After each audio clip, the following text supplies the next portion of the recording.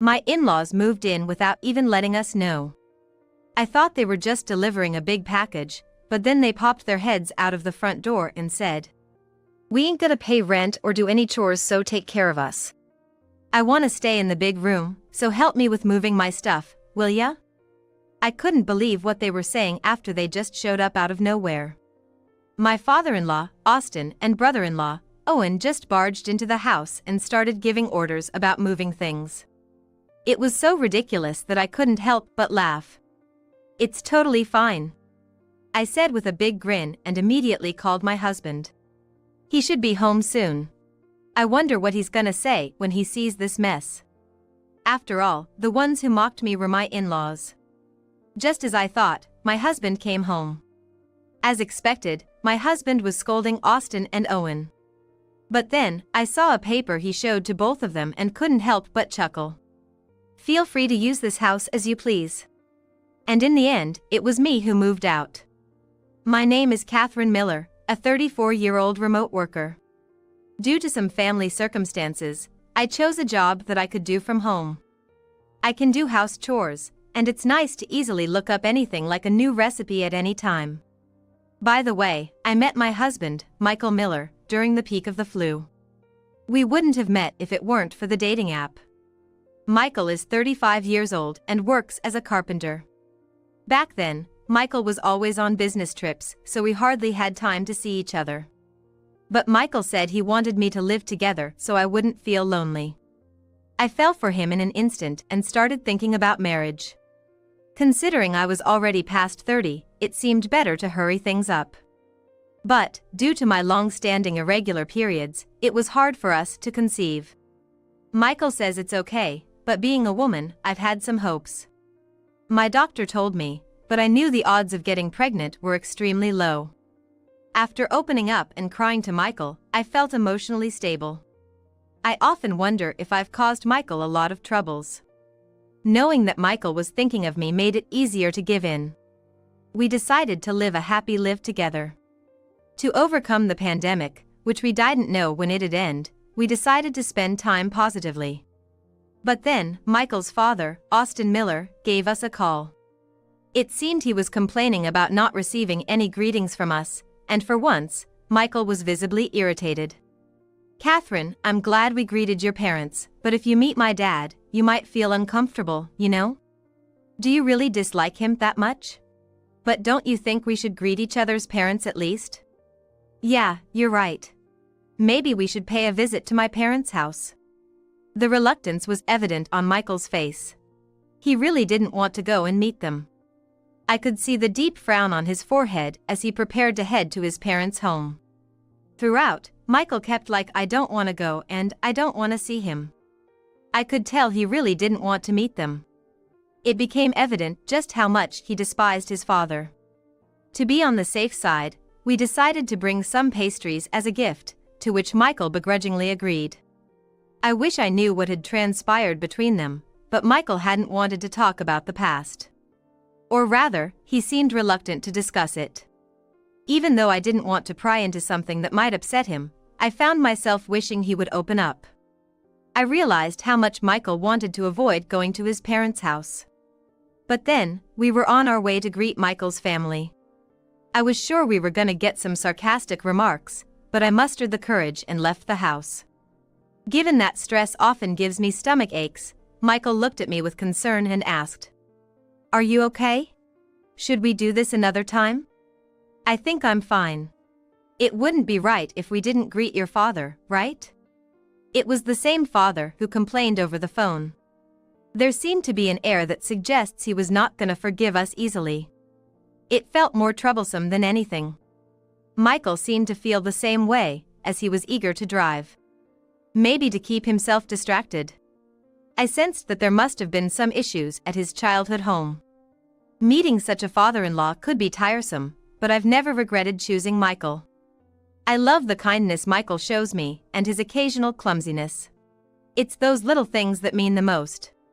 If I ever feel uncomfortable about our relationship with his father, we should just distance ourselves immediately.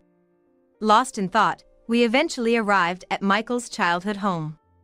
It wasn't too far from the apartment where Michael and I live. It was within walking distance, a short stroll away if we ever felt like it. When I entered his house, a beaming his father greeted me with a big smile. Michael gave his father a slight glare as he stepped inside. Then, from a room deeper inside the house, I could hear Michael's raised voice.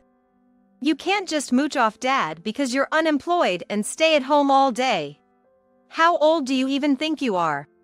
Shut up. What I do isn't any of your business." The two bickered like brothers. Owen Miller defiantly held his own. To sum up the argument, Owen has been living an unemployed lifestyle since his late 20s. There was no real reason for his unemployment, like health issues. It was simply because he felt jobs didn't suit him. While Michael understood the desire for a job that fits, it was frustrating to see Owen not even looking. His father was no different, constantly bringing home different women and ending relationships time after time. Michael always said that there's no way they could be happy living like that. "I'm not here to babysit the two of you. I came to announce that Catherine and I are getting married." Yeah, got it. If you want to brag about being happy, do it somewhere else. I'm good if I can just live with Dad. Owen laughed off the confrontation, deeply engrossed in his video game. Annoyed by the sight, Michael was about to react when we realized his father was looming over us. "Catherine, huh? If you're gonna marry Michael, you better be ready to take care of his family. Once you got married to Michael, we're family. You get that?" While that may be true, I don't think it's mandatory. "What did you just say, young lady? You've got some nerve. I'll teach you some respect for your elders." Suddenly, with his father raising his voice, I snapped back to reality, taken aback. Michael quickly pulled my hand, and we managed to leave the house. I felt a wave of fear as his father, with a face like a terrifying monster, began chasing us. Something's off about that family. I couldn't stop shaking at the thought. Even when we tried to decide on an apartment, his father would always beat us to it and decide for us. To prevent such incidents from happening again, Michael and I decided to consider moving. Thanks to my job in web-related work, I can work anywhere with just a computer. There was no issue on my end, but the problem was Michael's job. Even if he's enjoyed doing household chores, he's been also the owner of a carpentry business. He often travels for work, so I ended up handling the moving process. While there was an inevitable aspect to it, there was honestly also a chance that his father and the jobless Owen might visit. Given my knack for bad premonitions turning true, all I could do was hope they wouldn't come. In the meantime, I decided to proceed with the moving arrangements, considering Michael's opinion as well. I wanted to get this sorted before they possibly visited our house. After the moving process was done, I was finally able to shift to working from home. There was still some work left contacting a representative regarding a web video project I had discussed before. While I was messaging and talking on the phone, I heard someone knocked on the front door. If it were Michael, he'd just come in without knocking. Who could it be? Could it be his father and Owen? As I thought this, I heard a shouting voice from behind the door. It was his father, Austin. What should I do? Michael wasn't back yet. It seemed I was gonna have to handle this situation. Maybe I should just talk to him. I ended the call with the client and headed to the front door. From the aggressive knocking, I could only think of his father. I didn't know what he wanted, but if he was here to disturb our life, I'd appreciate it if he left. I was like hello, lightly responded and opened the door slightly. Then, Owen forcefully pushed the door open, placing a large bag at the entrance with a pleased look. Owen dramatically sat down and was like, "I'm exhausted." "Hey Austin, what's all this about?" "We couldn't pay the mortgage on our place, so we sold it and decided to move. Naturally, we won't pay any rent or do any chores, so take care of us." With a self-centered look on their faces, his father and Owen entered our apartment. Owen, carrying his baggage, was looking around to decide which room to occupy. His father, after placing his huge bag in the living room, started complaining about the size of the room. "Come on, this apartment is meant for 2 people, you know? If we're going to have 4 people living here, we might need to find another place. But Michael and I had already decided on our next place. Even though our moving day was just around the corner. I'm gonna take the upstairs room. Catherine, can you tidy up this room for me? Before that, haven't you put too much stuff in the living room? There's no space for us to even eat together. I was speechless at the audacity of them who just said whatever they pleased. I decided to inform Michael about the situation. Suddenly, I heard the sound of someone punching a wall, probably out of anger. However, the words I heard afterward were a relief. At least I wouldn't have to take care of these 2 anymore. But due to work circumstances, Michael couldn't come back to the apartment. It was up to me to handle that situation. Facing 2 men alone as a woman felt unsafe, so I called someone. The person on the phone was a friend who helped Michael and me with our moving preparations. And she's lived in a building that Michael's company built. Her name is Olivia Lewis. Olivia is a CEO who owns properties overseas. When I contacted Olivia, she said she had a bad feeling about the father and son at my home. Sure enough, they had arrived at our apartment and were arrogantly placing their belongings everywhere. Michael and I owned that apartment. I was the one on the lease since I was working from home, and I could leave if I wanted to. I told the 2 clueless men with a big smile. That's totally fine. We're moving out of this apartment anyway. At that, his father, looking desperate, clung to me. Don't cling to me looking so pitiful. It's embarrassing. I gave his father a condescending look, and he, on the verge of tears, tried to reason. It's a joke, right? Tell me it's a joke. It's not a joke, Austin. Michael and I decided this together. There's no way I'd joke about it now. The same man who was so smug about the living room just a while ago was clinging to me. He looked truly pitiable. Owen, wondering what the fuss was about, came down from upstairs and was taken aback by the scene between his father and me.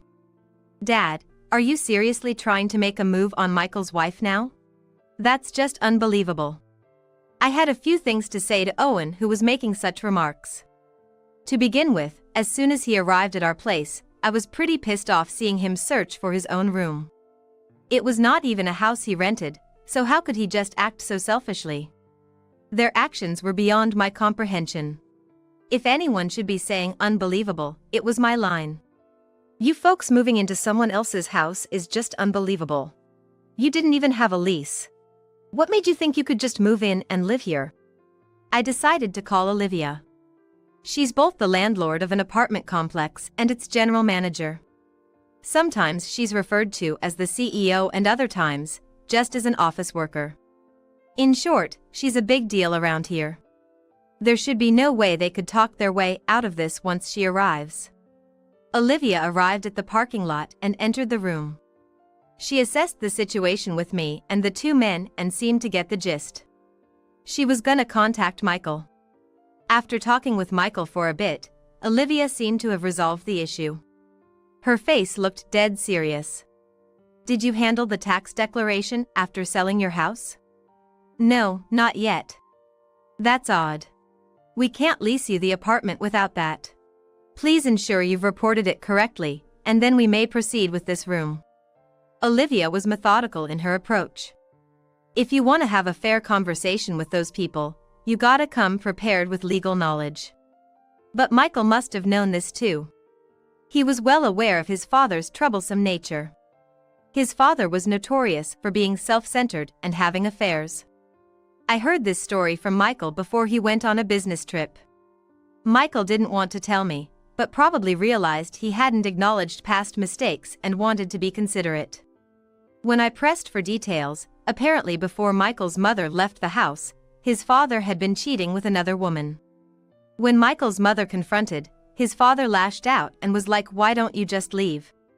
And so, Michael's mother left. Before she did, she gave Michael a remorseful hug. Michael's mother was apologetic about leaving such a house to him. She left feeling guilty. Michael'd taken over all household chores.